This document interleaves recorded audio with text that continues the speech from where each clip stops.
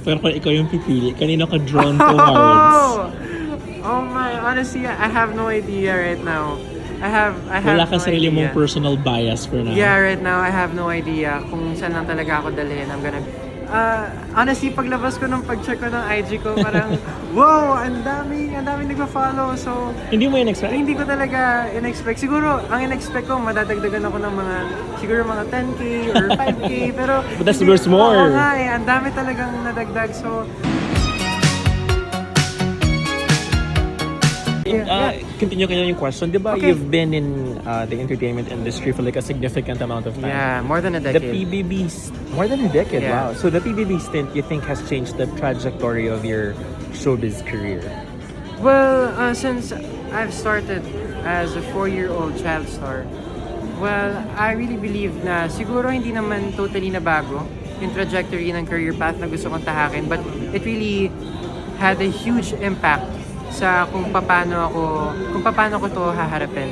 Kasi people know me as a child star, and now that I just turned 18, I want this to be a transition of the roles na, alam mo yun, pwede kong gampanan. Like, ako kasi gusto ko talaga maging leading man, and I'm leaning to that, and I'm also leaning to do more action, like series or movies.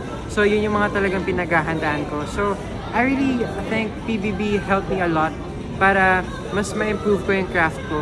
At siguro yung mga lessons na natutunan ko sa PBB is something na madadala ko here in the outside world. Okay. Marco, you already had a name, sabi mo nga, more than a decade. Yeah. Was there ever a point na nung in-invite ka to be part of the PBB, you had second nights?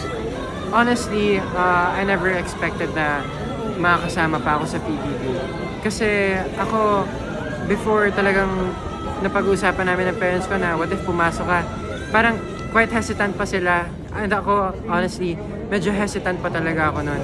Pero nung dumating na yung opportunity, parang wow, it's a once in a lifetime opportunity, so why not grab it? And hindi ako nagkamali sa decision ko. I really believe na God did put me in PBB dahil alam niyang marami ako matututunan at mag-grow ako, not just as an artist but as a person talaga. You're already popular, you're already on TV, pero sabi nila, or papansin mo ba that PBB has made you even more like popular? Yeah, I mean, syempre ibang klase talaga yung PBB fame. But for me, hindi naman yan nababago yung kung sino talaga ako. And as long as there are people who supports me, syempre, sobrang grateful ako na through PBB, nakita ko ng mas maraming tao. Nakita ng mas maraming tao yung pinaglalaban ko. But of course, na-appreciate ko pa rin yung mga taong nandiyan dyan simula sa very beginning of my journey. At ngayon na mas dumami na sila, ako mas gusto ko lang gampanan yung pagiging role model ko sa kanila. And to be a good example, especially sa generation ngayon, lalo na nire-represent ng Collab Edition 2.0 is yung kabataang Pinoy. I just really wanted to be a voice for those people and to make sure na yung ginagawa ko is something that would inspire them. Yeah, you're very articulate for I will ask you this question. Is there a downside to being a teenager inside PBB? Well, I honestly believe that there's no downside in being a teenager inside PBB kasi just like a normal teenager, marami tayong dapat na matutunan. And inside PBB, you will make mistakes. And that's the point of life. You have to make mistakes in order to learn. So, kumbaga, para sa akin, yung pagiging teenager, it's something that I had to embrace. It's something that I had to be grateful for. Dahil sa pagiging teenager ko inside PBB, kumbaga naging instrumento pa ako ng kabataan. Naging instrumento pa ako para may pakita sa kabataan yung kung ano yung dapat na maging, kung ano yung mga bagay na pinagdadaanan, and kung ano yung mga bagay na personally hindi ko pa alam na madidiscover pa natin sa sarili natin.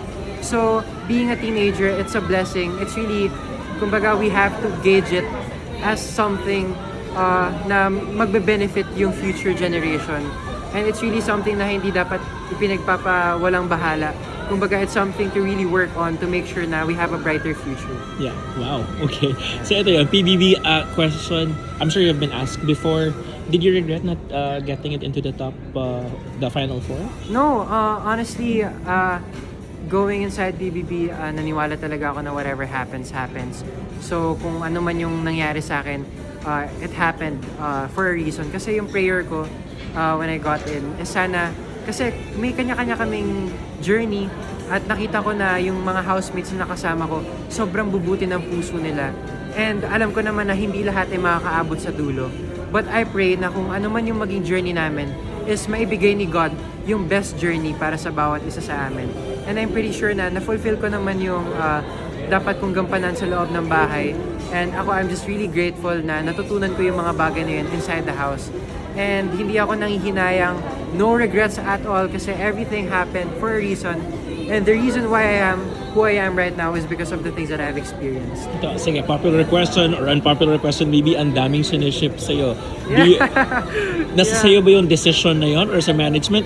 And number 2, do you think it's important to be in a love team? Honestly, syempre, sasagutin ko muna yung unang tanong. Yeah. I really think na the decision talaga, of course, it's a collaborative decision between me and the management. But I'm pretty open sa kung ano yung ilalatag ng management sa akin dahil alam kong through Sparkle makakatulong naman sa akin yung kung ano yung ibibigay nila sa akin. And for me, being in a love team kasi sometimes kasi may nagkakaroon siya ng parang stereotype sa ating mga Filipinos, which is something na gusto kong baguhin and something na mas gusto kong ipalaganap is to have yung kumbaga positive and kindness sa bawat love teams na nabubuo. And to not really hold it as something, as an expectation, as something na mape-pressure yung tao. So, as long as genuine yung work, kasi I really believe like, as long as nandun yung chemistry, the work, it will come along. And ako, personally, I really wanna work with everyone. I really, yes, nagkakaroon ng mga ships, but I really wanna work with everyone kasi I believe na sa bawat mga kaka-work ko ay may matututunan ako and I really wanna push myself outside my comfort zone. And gusto ko rin yung inaabangan sa akin ng tao is yung kung sino yung makaka-work ko rather than kung ano talaga yung magiging love team kasi ako personally, I've built myself since I was a child star. Kumbaga binuo ko siya for myself and I wanna own something for myself. But on top of that, I'm really grateful sa mga nakaka-work ko and sa mga nakaka-love team ko kasi it's really helping me sa craft ko. And it's something na ako, I just really love acting. So sa bawat nakaka-work ko, I really wanna, show my best, show who I am, and to make sure na nakakapag-import din ako sa mga nakaka-work ko. Susundot ako, pero kung ikaw yung pipili, kanina ka drawn towards? Oh my, honestly, I have no idea right now. I have Wala ka no sarili idea. mong personal bias for now. Yeah, right now I have no idea kung saan lang talaga ako dalhin. I'm gonna be open. Pero kanina ka mas comfortable? Kanina ako comfortable. Well, honestly, syempre sa mga nakasama ko sa bahay ni Kuya, naging komportable na ako sa kanila. And since, I've been working with Ashley, I'd be open to work with, like sila Capri, sila Winona, sila kung saka sa kapamilya, I would really love to work with Crystal din. Kasi I know na when it comes to acting, talagang sobrang galing din ni Crystal. And same kami in Child Star.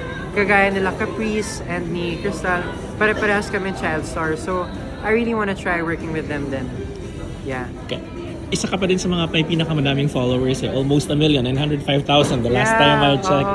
Pero when you went out of the house and then you checked your Instagram, what did you feel? Honestly, I wasn't really expecting anything kasi as long as I did my work inside the house, natutuwa lang ako na dumami din syempre yung followers ko. Kumbaga, nakita ko na, a lot of people appreciated who I am.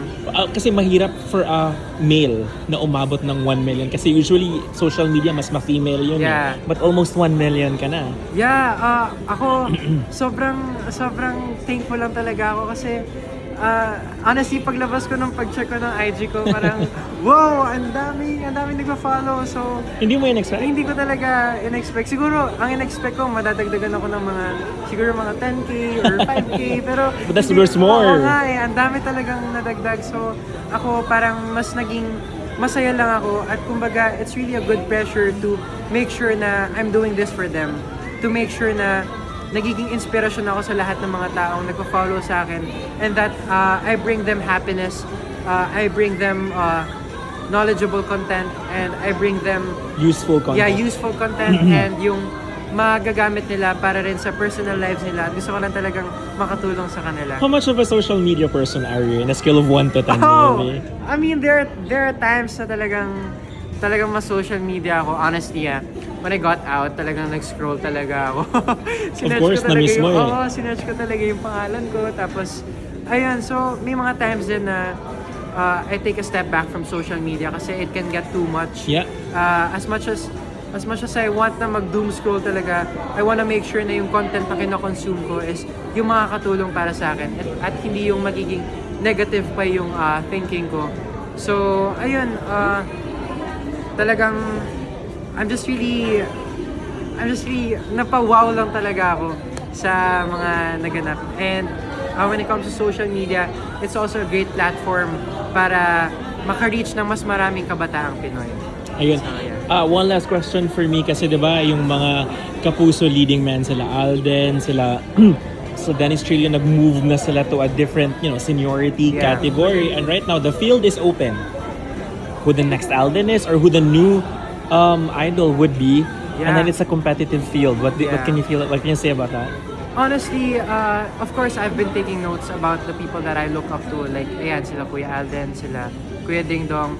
And of course, I really believe na through my authenticity, sa pamamagitan ng pagpapakatotoo ko, makikita naman yun ng tao. So it's not really a competition for me. As long as I'm doing my job as a leading man, as long as I'm trying to be a good example to a lot of people, yun ang talaga yung gusto kong gampanan. And yeah, gusto ko talaga maging leading man kagaya. Kumbaga gusto kong sundan yung yapak nila Kuya Alden, nila Kuya Ding Dong. But of course, sila na yun eh. They made their names for themselves. You'll make your own Marco And ako, Masa. I'm gonna make my own for myself. Iba sasabi mong edge mo yung more than a decade in the industry over the kasi- others. Yeah, siguro naman, well, I really believe na lahat kami sobrang pusigido to act. But for me, since I've been in the industry for quite so long, ang dami ko pa rin matututunan talaga. So I wouldn't really say na siguro edge ko siya, but I would say na nakatulong talaga siya ng malaki para sa mga future na gagawin ko. And ako, mas ine-embrace ko lang yung thinking na there's always something to improve on. There's always something na pwede ko pang ayusin. And I don't want to be complacent kasi, especially in this industry, I don't want to be complacent. As much as possible, I want to be hungry to improve myself, not just as an artist, but as a person. Wala kang problema sa words, no? One word after PBB, how do you want people to know you or to identify Marco Masa? Well, I mean, siguro meticulous. Bakit? Uy, grabe Yeah, medyo may pagka-meticuloso kasi ako eh. So, In your craft and everything. In a good way naman. So, I use it in a good way na sa mga details ng mga ginagawa ko, I try to pay attention talaga to make sure na yung mga, like sa acting, yung mga simpleng nuances is na gagawa ko. So, kinailangan din talaga yun sa work ko. And it's something na na-impart sa akin ng dad ko, na naging meticuloso siya sa mga bagay-bagay. And through that, talagang nakatulong siya sa akin. Thank you, Marco. Yeah, thank you. Grabe.